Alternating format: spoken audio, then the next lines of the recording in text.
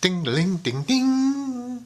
I went up to a performance art festival in Glasgow, a place I really love. On the way there, I bought a suit, a white suit, badly fitting Oxfam pale suit.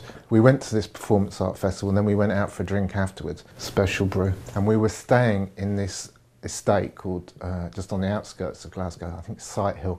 We were on our way back to the flats where we were staying, which was like big tower blocks, alienation.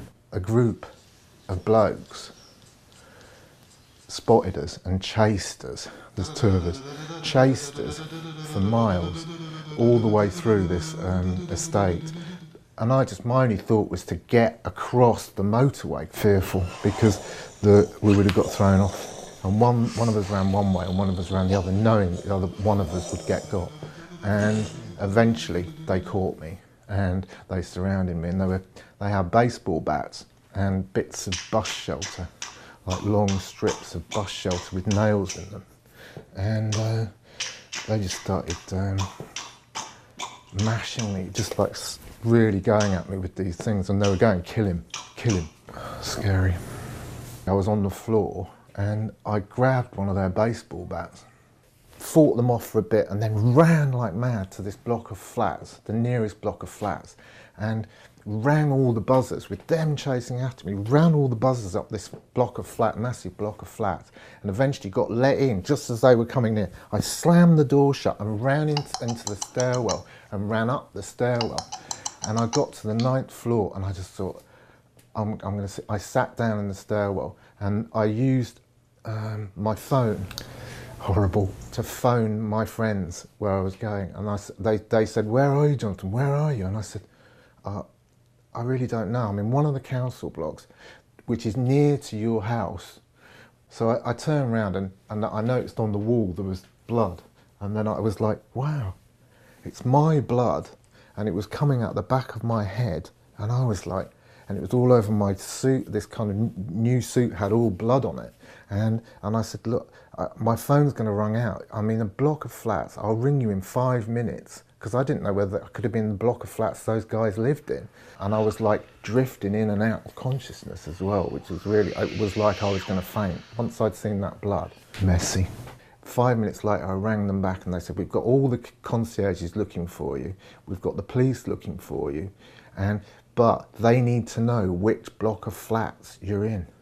And I was like, and they said, could you go and have a look at the names on the outside of the block of flats?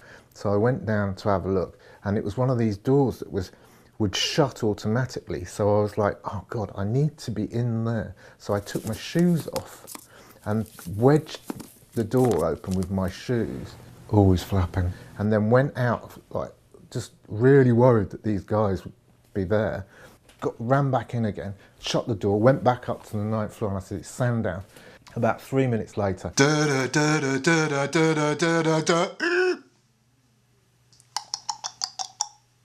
you're right. The police turned up, welcome relief. And they said that this gang was really a bad gang, and they really loved beating up people who were immigrants. And they saw immigrants as a easy option. And they said, actually, wearing that suit, you look kind of, it was like a badly fitting suit, and they obviously thought, Jonathan's an immigrant. And they said, we think you should go to hospital. Administration. It's 4 o'clock in the morning. I said, can I just, when I wake up, could I go to the hospital then? And they said, yeah, okay. So they went away. And in the morning, I got up and I went to the Performance Art Festival. Drove to the Performance Art Festival, and the first thing that was on was this woman, Kira Riley, I think her name was. She gridded her whole body up, drawn crosses, and was doing scalpel cuts in every single square all over her body. So she was bleeding at all these different points. And people were just watching it and going, oh God, that is disgusting, you know, like, and wandering off. But I was sat there right at the front going, I'm with you, I'm with you. I understand. And like the pain of her was my pain. It just felt like my pain completely. And she was cutting these scalpels. But I just thought, well, performance art is so trite. Rolling around on the floor, pretending to be something. You've got to be in a gallery to do this, and it's not like reality. So, and it kind of turned my viewpoint on that kind of body art, live art type thing.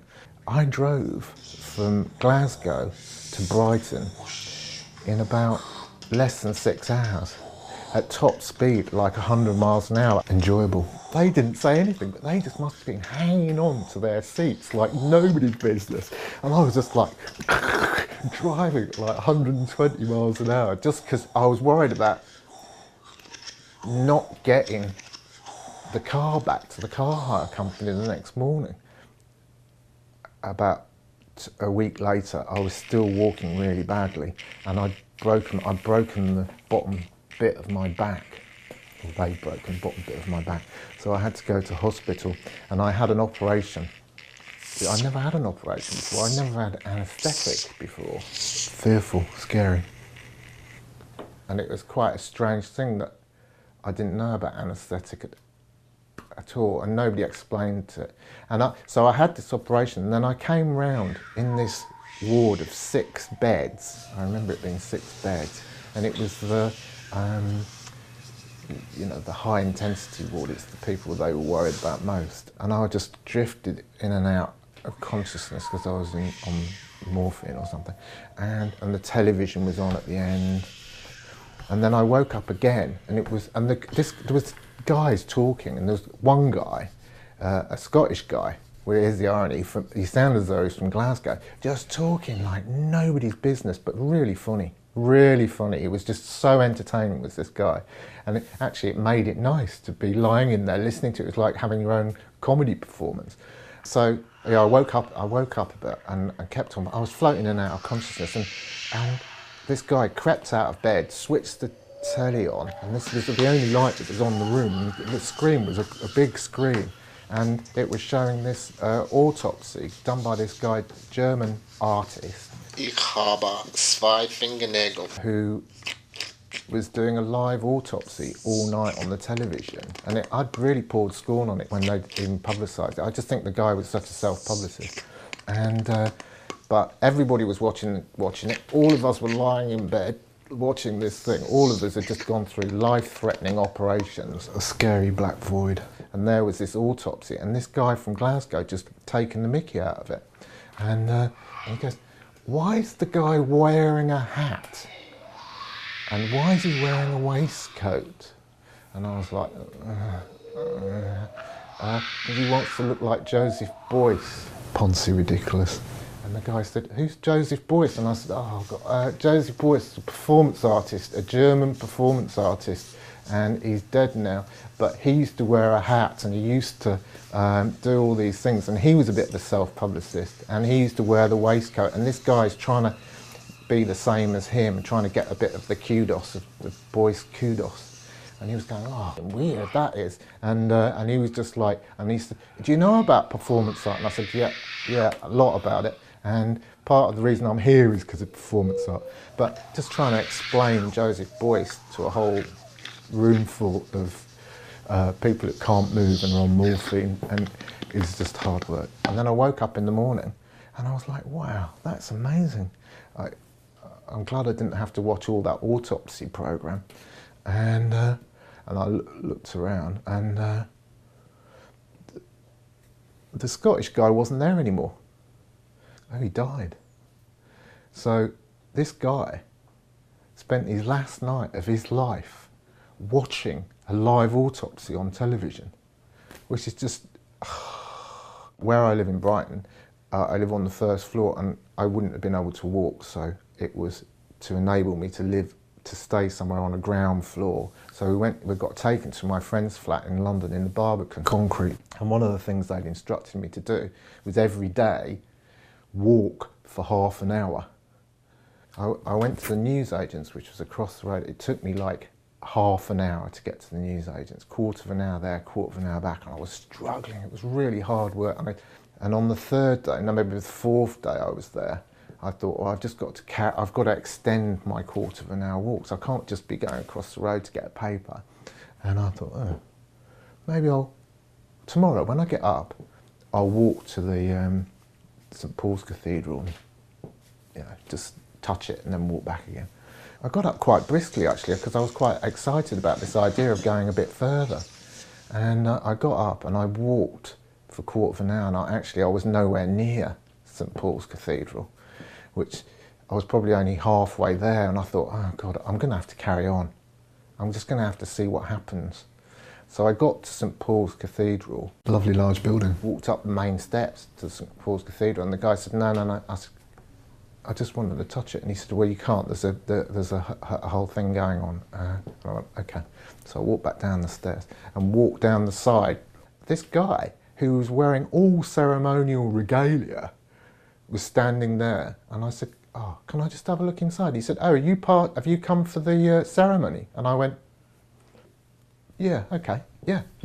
And he just went, oh, come this way. And I got escorted, like, by this guy in ceremonial Lord Mayor of London style kit with ermine and all sorts, into St Paul's and down the aisle, and it was full, absolutely packed full of people. And I got plonked about 4 rows from the front. And like, I was wearing like my pyjamas, shame, underneath my clothes. Actually, I think I was wearing my pyjamas and my trousers just pulled over, and this Mac, and my hair was all over the place. Losing it. And I looked down the aisle and it was full of people who all had their hair all over the place, and they had Macs and looked like they'd got the pyjamas on underneath and whatever shoes they could find. They were the vicars of all the different areas around Britain. Hilarious. And so I sat down because I really wanted to sit down.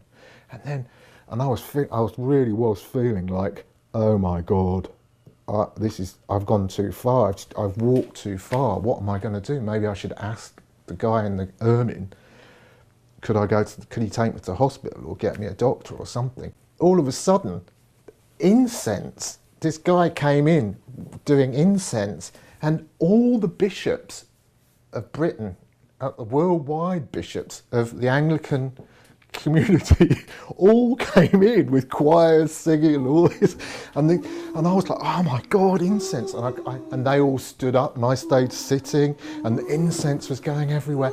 And it was the inauguration of the Archbishop of Canterbury, and he came in like hilarious beardy figure. And I was like, shall I get up? Oh my God, there's all these people. It was massive. It was like pack.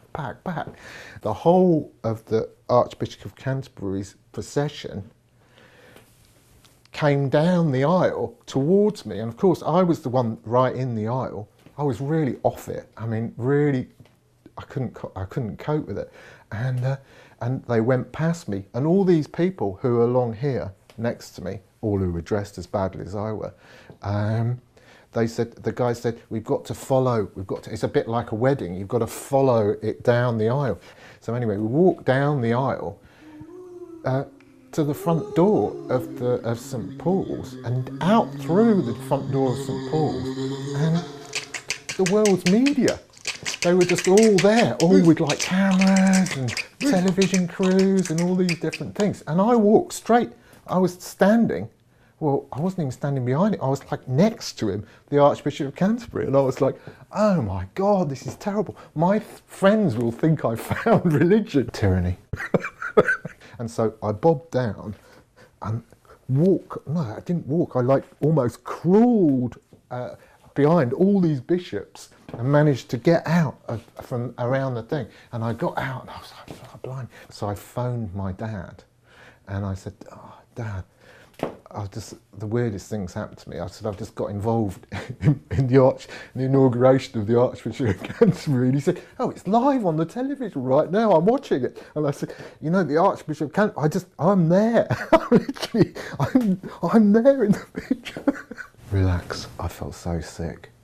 I felt sick that I was there, actually. But I did get to see the inside of St Paul's Cathedral, which is actually quite, without paying the £6 or whatever you have to pay, which actually was really what I was trying to do.